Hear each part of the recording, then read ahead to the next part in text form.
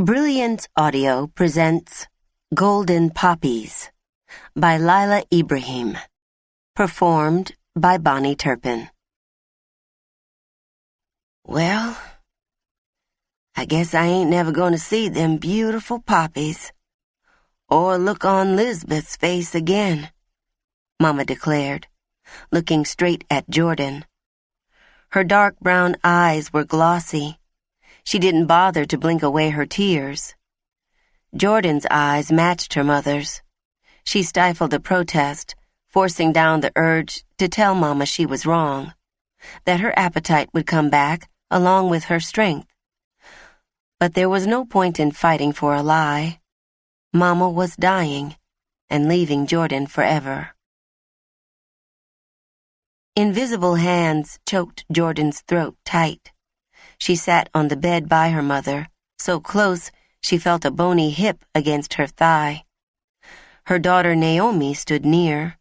For weeks, they'd searched in vain for something, anything, that would stay in Mama's stomach.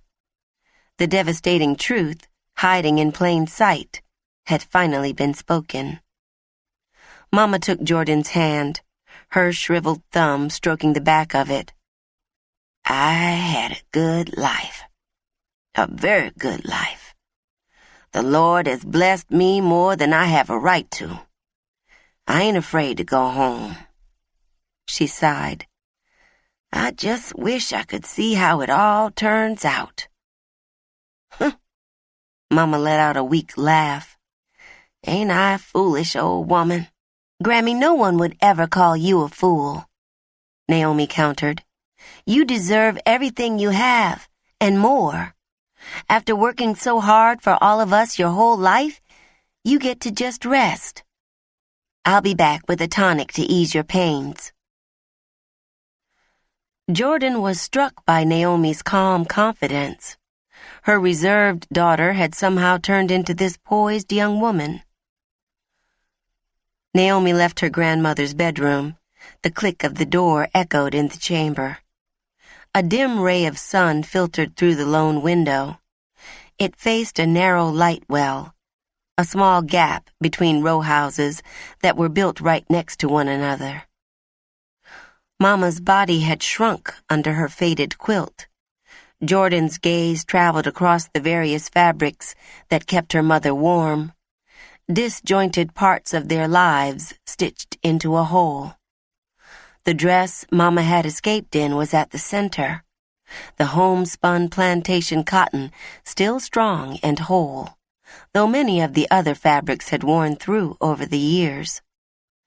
Surrounding the rough, enduring material were blocks made from the remnants of Samuel's trousers, Jordan's dresses, and Pop's shirts. Jordan stroked some of the colorful patches that skipped across the top of the quilt. Whenever a hole wore through, Mama cut a square from the best part of a grandchild's worn-out shirt, so they can warm my spirit whilst I sleep, too.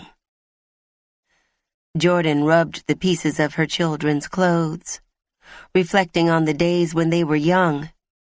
She ached for the feel of Naomi's and Malcolm's precious little bodies in her arms. Jordan ran her finger over an embroidered red shoe. It was all that remained of the baby blanket Lisbeth Johnson had made for her more than 4 decades ago. A little girl, trying to stitch her way into their family. As a child, Jordan used to imagine herself with a real pair of those bright red shoes, dazzling the sanctuary on Sunday morning. The maroon dress Jordan had been married in had become the new binding for Mama's quilt 15 years ago. Mama had rejected every offer to make her a new quilt, saying she was going to sleep the rest of her days under the one that kept her warm for so long. Too soon, she'd get her wish. Mama would take her last breath underneath the same comforter that covered Pops when he died 10 years earlier, in this same room.